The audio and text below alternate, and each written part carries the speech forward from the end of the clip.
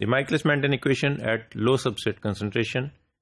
We will discuss in this module कि substrate concentration का जो है वो effect क्या होगा जब when it is very very low as compared to Km on V naught.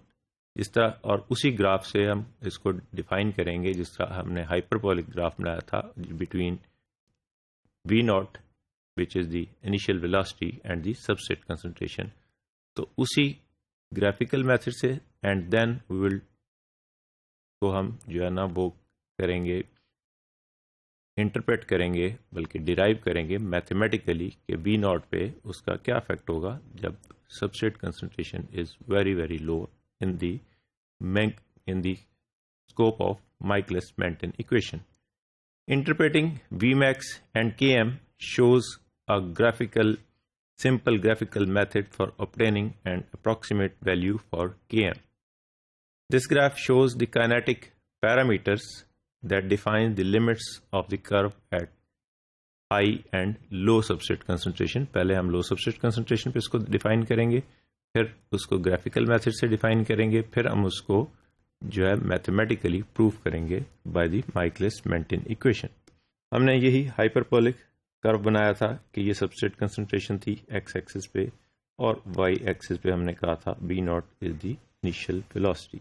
इसको हमने प्लॉट किया था provided that the enzyme concentration is constant. तो हमने डिफाइन किया था कि इनिशियली क्या होता है कि ये ऑलमोस्ट जो है वो उसके V naught is almost directly proportional to the substrate concentration. और लेटर ऑन एक लेवल पे आके हमने कहा था प्लेटो लाइट आ जाता है, प्लेटो लाइक जो है ना वो कर्व आ जाता है कि जहाँ पे वी नॉट जो है वो वी मैक्स के ऑलमोस्ट इक्वल हो जाती है लेकिन उसको टच नहीं करती.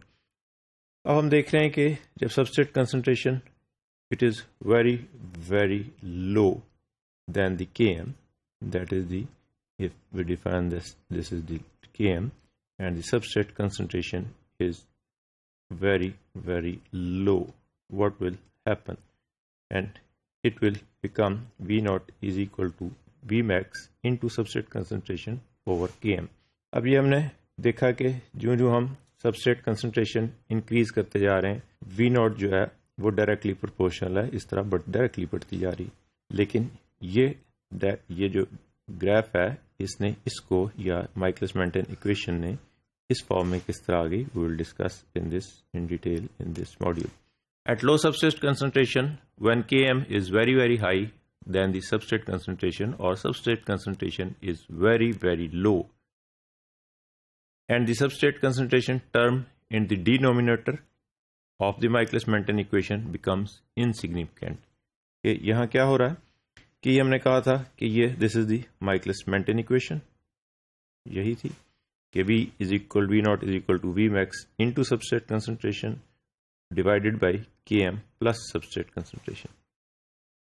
अब हमने बोला कि substrate concentration is very very low as compared to Km, तो ये substrate concentration बहुत थोड़ी सी रहेगी.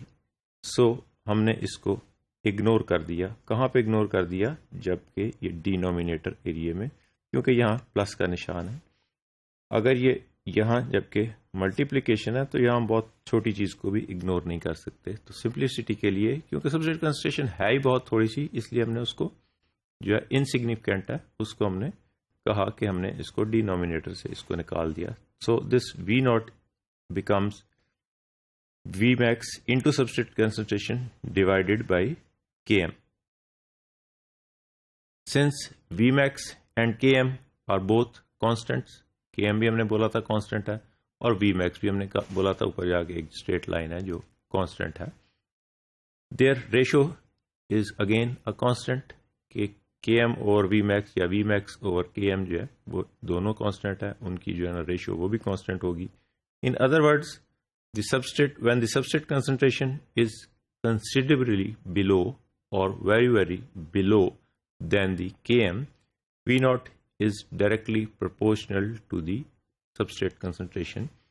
तो हमने बोला कि जब substrate concentration बहुत कम हो गई it is very very low, तो V naught is directly proportional to the substrate concentration, or V naught is directly proportional to the concentration of the substrate.